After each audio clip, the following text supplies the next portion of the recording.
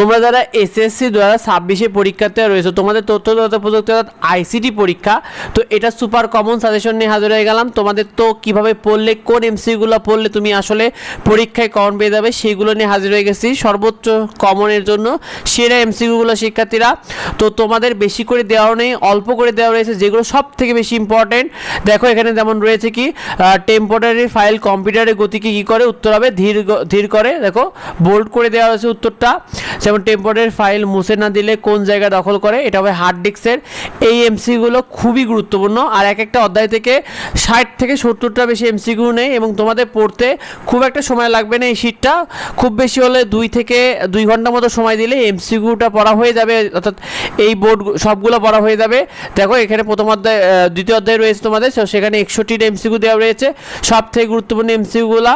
তো এইগুলো খুব ভালো করে পড়ে ফেলবে। যেমন দেখো বানান সংশোধন করা হয় কোন সফটওয়্যারের সাহায্যে, উত্তর হবে স্পেল চেকার। ঠিক আছে, দেখো উত্তর করে দেওয়া আছে সুন্দর করে। তো এইটা খুব ভালো করে পড়ে ফেলো এই শীটটা। আর আমাদের এডুবঙ্গ ইউটিউব চ্যানেলে তুমি নিয়মিত ফ্রি শিটগুলো পেয়ে যাবে। এডুবঙ্গ ফেসবুক পেজেও কিন্তু পেয়ে যাবে ফ্রি শিটগুলো।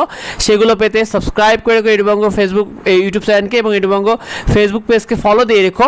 আর শিক্ষার্থীরা অবশ্যই এই ভিডিওটা শেয়ার করে রেখো, যাতে তুমি এই বিষয়ে, তোমার বন্ধুরা এই বিষয়টা উপকৃত হতে পারে এবং তুমি যাতে পরবর্তীতেও শিটগুলো সুন্দর মতো সবার আগে পেয়ে যাও। এখানে প্রতিটা রয়েছে, সবগুলো খুব গুরুত্বপূর্ণ, তুমি একটু ভালো করে দেখে যাবে। এইগুলো ঝালাই করে গেলে অবশ্যই ভালো করতে পারবে। পঞ্চম অধ্যায় রয়েছে তোমাদের, পঞ্চম অধ্যায়ের এমসিকিউগুলো দেওয়া রয়েছে। এরপরে পঞ্চম অধ্যায় বা ষষ্ঠ অধ্যায় রয়েছে, খুবই ইম্পর্টেন্ট এগুলো। আর তোমাদের ইংরেজি পরীক্ষা কার কেমন হয়েছে কমেন্টে আমাদেরকে জানিও। আর দেখো ডেটাবেস হোল্ডিং বা শিরোনামগুলোকে কী নামে পরিচিত, ফিল্ড, খুবই গুরুত্বপূর্ণ এমসিকিউগুলো দেওয়া রয়েছে, এগুলো একটু ভালো করে পড়ে ফেলবে সবগুলোই।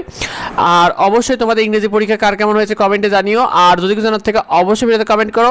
দেখা হয় পরবর্তী ভিডিওতে, পরবর্তী আপডেটে। ধন্যবাদ সবাইকে।